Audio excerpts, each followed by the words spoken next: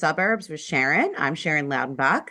I'm a mom, a wife, a resident in White Marsh Township, and a real estate agent with Compass Real Estate in Philly in the suburbs.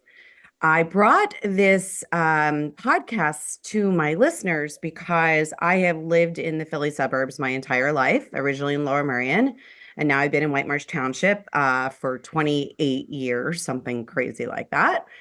And over my last 10 years of selling real estate, I have just met so many people and their businesses that I've found really just fascinating and amazing people. So I've decided to put a podcast together and share it with you all. So welcome. I always start off with my tidbit of realtor wisdom. So today it's more of a suggestion. Today is like the second day of spring or something, and even though it feels outside, it's so cold, it feels like winter. The sun is out, and I'm getting so excited to start doing some gardening. So my suggestion is I encourage all of you, or I really challenge all of you to act like you are getting ready to sell your house. And I think that you should do your spring cleanup, especially in your front yard and the front of the house. Plant some flowers, plant some pots, maybe a new chair or some new cushions at the chair or new bench by your front door, and just enjoy your space. Don't act, I can't tell you how many sellers I work with that say to me after we go through the process of getting them and their house ready for listing, that they go, why didn't I do this before? So do it now and enjoy your house. Today we are speaking with Jane Gober. Hi, Jane. Hi, How are you doing today? I'm well, thanks. Great. So Jane is the owner of Your Best Life Hypnosis and the founder of the blog Cape May Days. Jane lives in Phoenixville, and we know each other because we're both members of a great women's business networking group. And we're just going to get started. We have so much to talk about. Actually, we have a ton to cover today, so I'm hoping to get it all in. Let's start by you telling our listeners a little bit about you. So, in researching for today's podcast, I found out that most of your career, your first career, I should say, was as an executive in the tech world. So, how hypnosis, like that couldn't be, to me, in my brain, more polar opposite. So, I sort of want to open up the floor for you to give us some background. Sure. So I had a great career. I worked for Cisco for 20 years. I worked for VMware. It was awesome. Great companies. But there's a certain aspect of it when you're at that level of it being a bit soul sucking, right? They're Oh, both California based companies. So I was traveling, I was doing all the things. You're always on because it's international roles. right. So time zones and whatever. And I just got to a point where I was burning out. So I Mhm. went to a coach to help me figure out what I wanted to do next.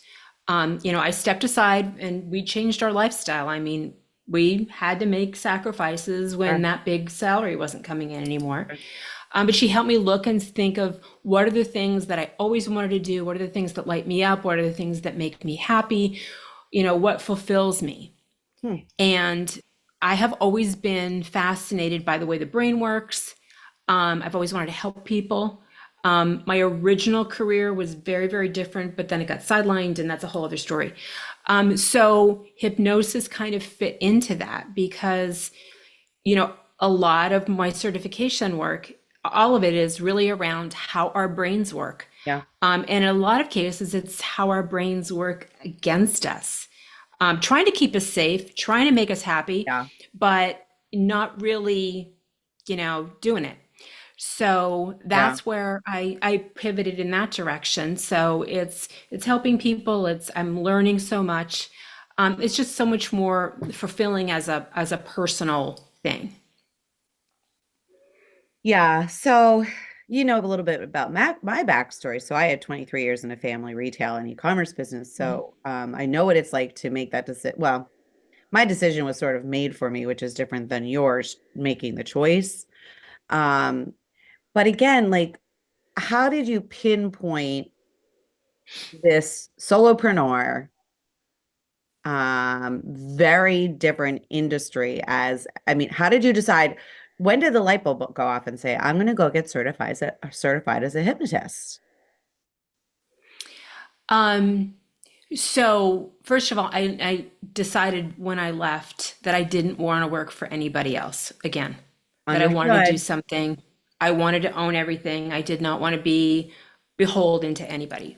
Right. Um, the hypnosis thing, I did some research and um, candidly, I did some research. I was thinking about it, and my husband and I went out to dinner 2 years ago on my birthday, and we were on 30, and there's this big stone building that says the Center for Wellness.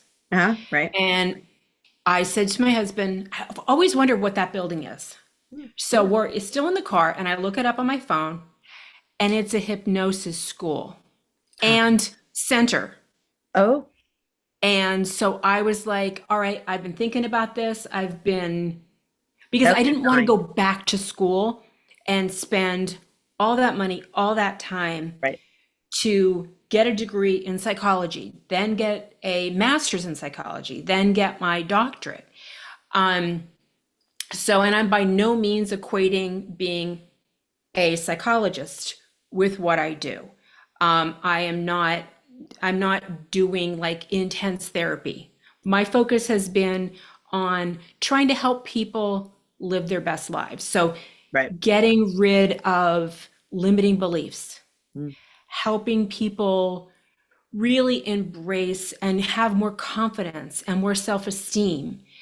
And, you know, I, my I did a session with a young girl in high school who was a soccer player, and she was always a good soccer player, but she wanted to be better. And so the start of last season, we did several sessions, and I just had her in hypnosis, Hmm. visualizing herself really playing her best game, game after game. And she could hear the crowd cheering, and she could hear her parents yelling her name.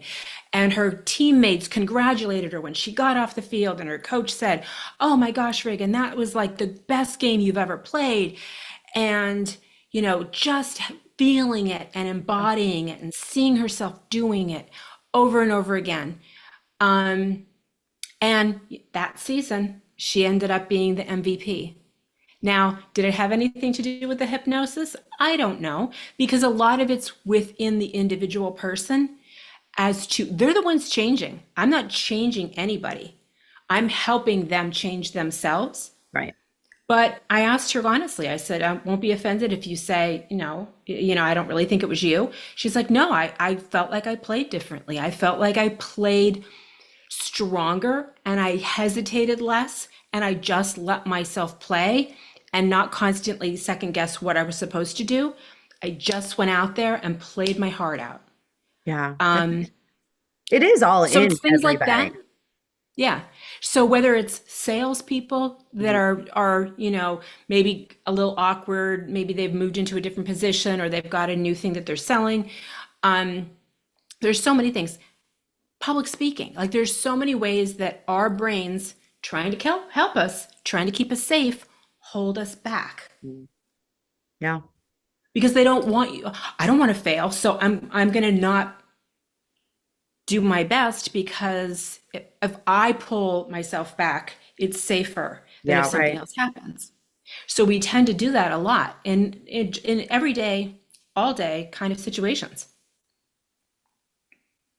It's, I'm glad we're talking about it. And I'm glad we're talking about how you found it because people, I do a tremendous amount of networking and I even run my own networking group that's connected to a nonprofit. But a lot of ladies come to us at our age kind of thing, come to me at our age where they're sort of like, yeah, I already left the corporate world.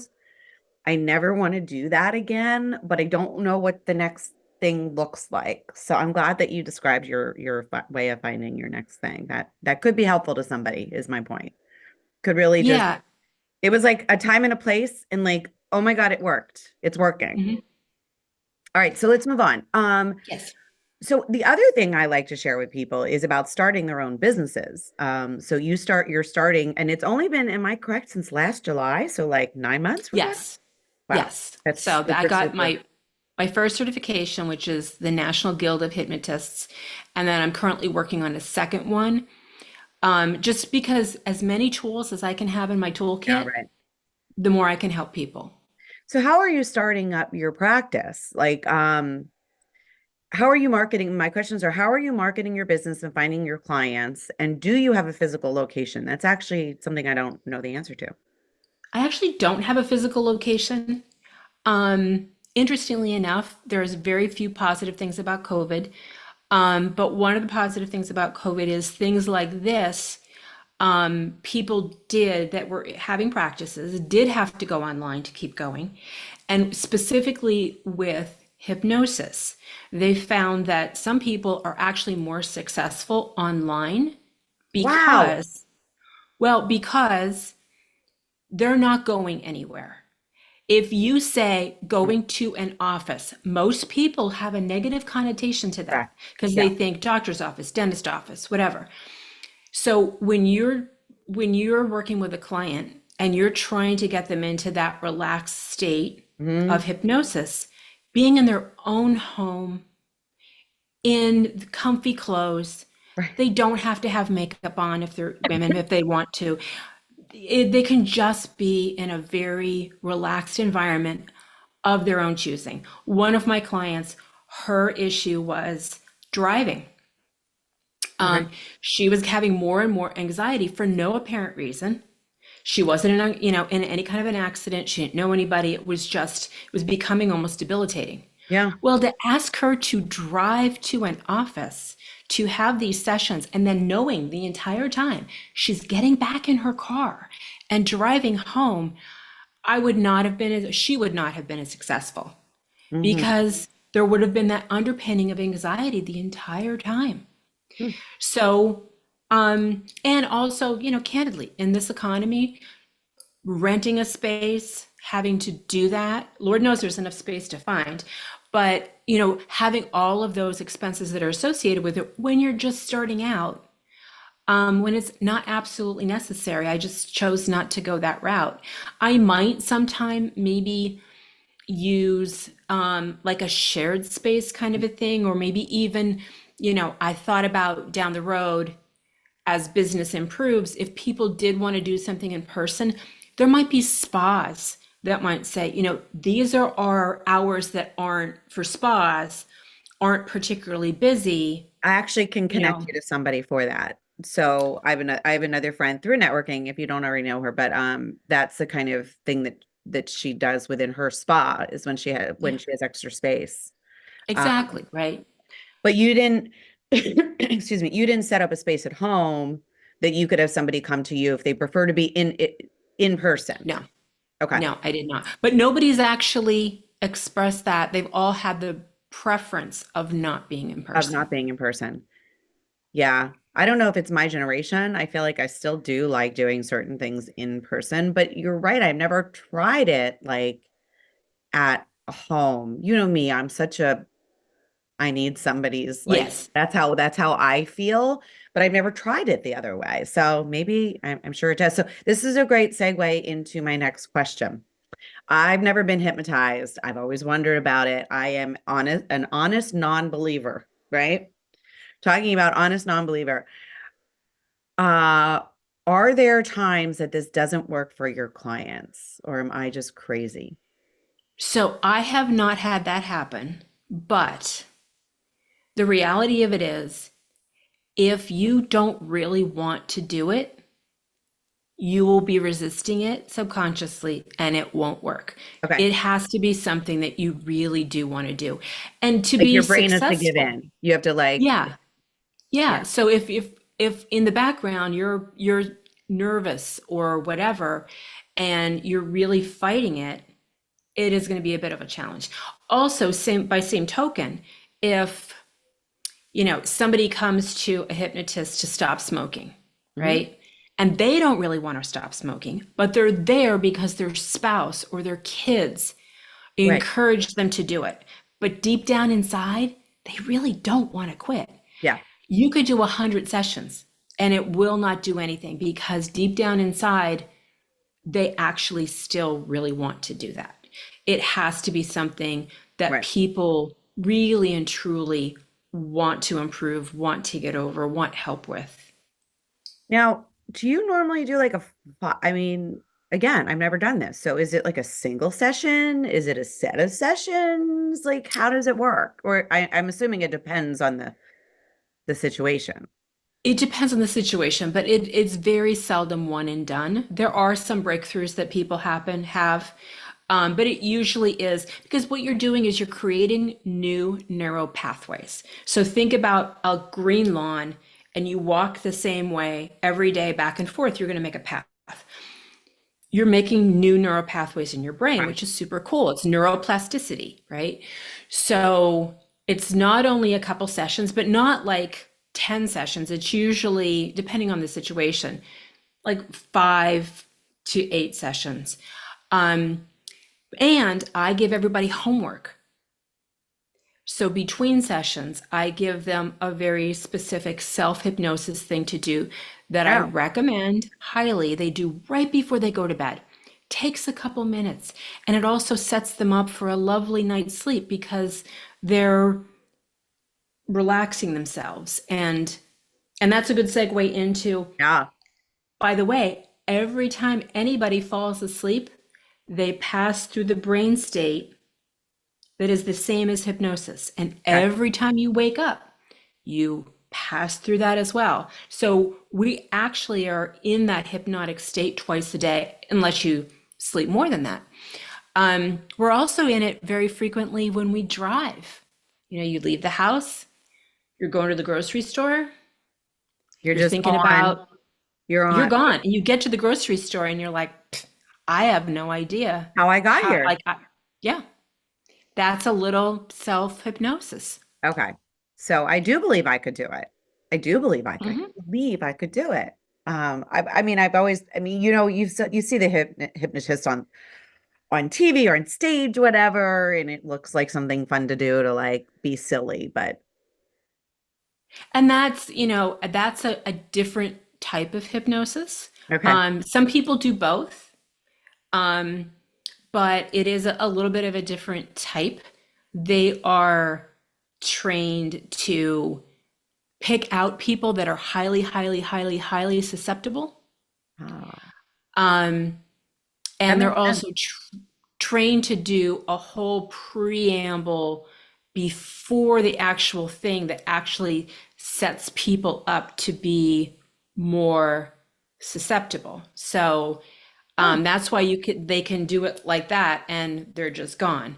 I couldn't, you know, maybe skilled, very, very, very skilled hypnotists could walk up to you and go like this and you'd be gone. Um, the average hypnotist is not yeah. doing it that way. Oh, that's interesting. Actually, that's good information too. So we're gonna like flip the switch because I always think that this is like either two sides of your brain or two sides of your personality, but you also have a blog called Cape May Days, right? Yes, So Cape yes, May Days, and want to talk a little bit about that because that's supposedly going to be becoming a podcast. So now that I'm it an is. official podcaster, I'm the specialist. Yeah. Um, Yes, you are. talk to me about Cape May Days. So I actually started that before I started training to become a hypnotist. But it goes Right. back to that same coach who said, what are things you always wanted to do? What are things that light you up? What are things that make you happy? So I've always wanted to write. I've Right. always enjoyed writing. Um, so writing a blog is sort of not as heavy as like trying to write a novel, right? Yeah. We Yeah. have a home in Cape May. Hmm. We bought our home 12 years ago, but we've been going to Cape May for decades as a family, as much as we could. So it actually was, I was at the hairdresser, and my hairdresser knows that I was looking for my thing, right? Okay. So she said, oh, I'm so excited. My husband and I are going to Cape May for the weekend for our anniversary. And it's the first time we've been, and I couldn't wait to tell you. And I said, where are you staying? And she said, well, we actually couldn't find a place in Cape May. So we're in Avalon, but we're going to drive back and forth. And I'm like, oh, that kind of sucks. And I said, well, where are you having dinner? Now, this is tail end of COVID here. Oh, Where are you having dinner? And she said, oh, we haven't even figured that out yet. I said, when are you going? And she said, 3 weeks.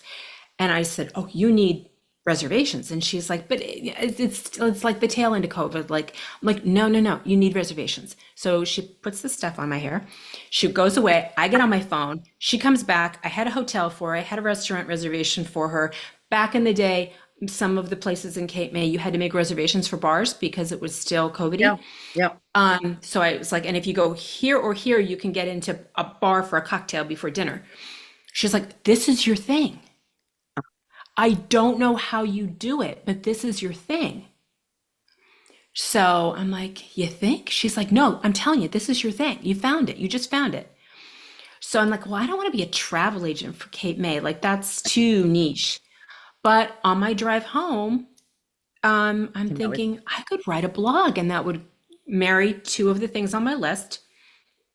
Um, so then your phone always listens to you. So after I had the conversation with my husband, I think this is what I'm going to do. I start getting Facebook ads for okay, man. writing for blog schools. For So I did a blog couple of schools. free master classes and then I picked one to do. And I went to blog school for about 6 months. Oh And my it taught God. me all the things about, the customer journey from a blog perspective, how to embody your customers and really get into their heads and really write for them. You're not writing for yourself, you're writing for them. The social media piece of it, all the things, the tools that I needed, Right. because there's a Okay. website, but then you also need things like lead pages and you need um, things to send your email out and all this Oh stuff. yeah. Oh, and by the way, you're gonna have to learn all that again for podcasting.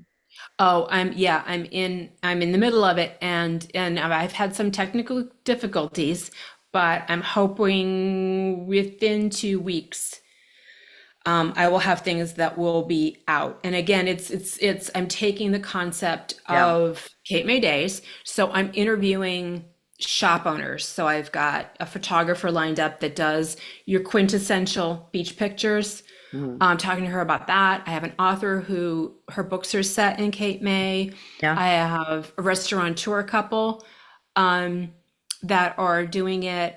And, then I've got a couple more on my list. So Yeah. but yeah, it's been not, part of me almost goes, why did I even start this?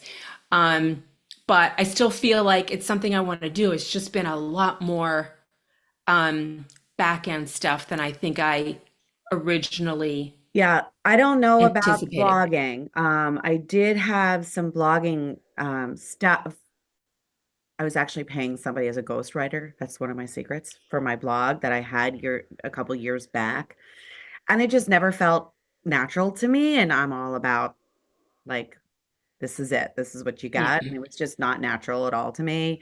But then when by chance I started podcasting, this is just like the most natural thing for me. yeah. I've interviewed people in my old world for almost 20 years. I was interviewing all the staff and everybody involved in my company. And then being on video, as you know, through my social media, doesn't scare me. So Yeah. this is just like if I could make a living on this, would, but I still have to sell houses. So Yes.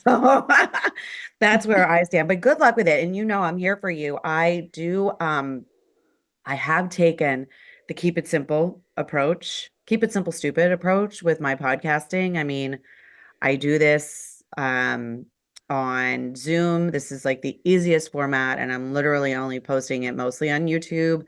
I do have a Spotify channel, which I'm trying to keep up on as well, so people can listen to it more when they're driving. Mhm. Um, but I definitely have taken a super simple approach to it, as simple as I can. All really high tech stuff is just not where I want to go. I just want to be here for augmenting really who I am to help all of my clients locally in the Philly suburbs. So that's why I do it. And and I'm not even trying to be high tech. It's just weird things happened. Like I didn't realize I bought an external camera because I have a Mac and the cameras on Macs are awful. Do you know I'm I on a didn't Mac right realize now? mine is awful. I don't know why. It's People say really that to me bad. all the time. They can't believe I'm still just operating off my laptop. No, if I was just using the camera on my Mac, I would be very grainy and very pixeled and it would look very strange. Yeah. Anyway, come to find out that there's actually a microphone in my camera. Mhm. During I did record a podcast and it turns out that Is it it's double switched recording it? to, no, it switched automatically to the microphone in the camera, Yeah. which is not a good microphone.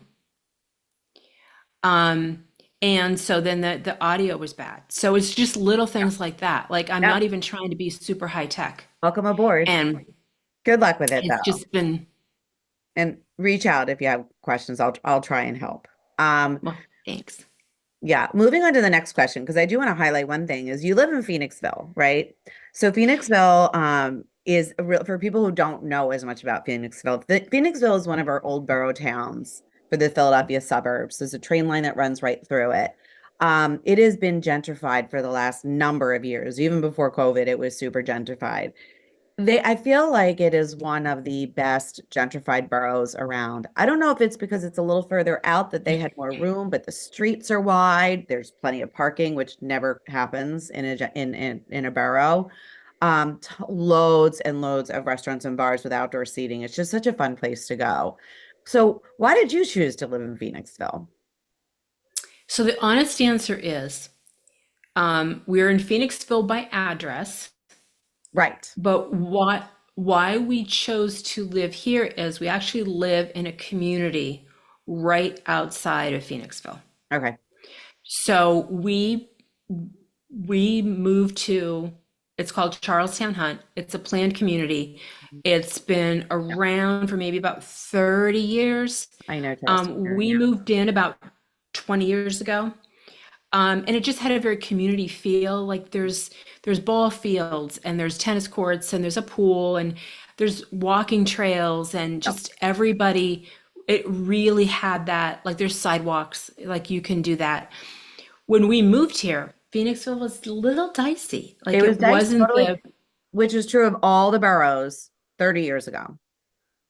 um and it has, yes, it has had a renaissance Mhm. and it's so much fun. They've got a great first Friday in the summer. I know. Parking can be a little challenging sometimes depending on what you're going for.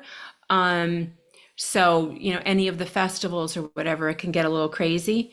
But there's so many quaint shops and there's restaurants and there's Vintner's Table, which is like from Felina Winery. They've got like a little winery shop there that a little bit of food, but you can do wine tastings and that sort of thing. There's a little, they put a fireplace in and it's just a That's super fun. I lovely hadn't heard place about that to, one. yeah, yeah, it's great. And then the Colonial Theater. Mhm. Um, it's the Blob Theater. First of all, from the movie The Blob. It's an old theater, Yeah. and they have current movies.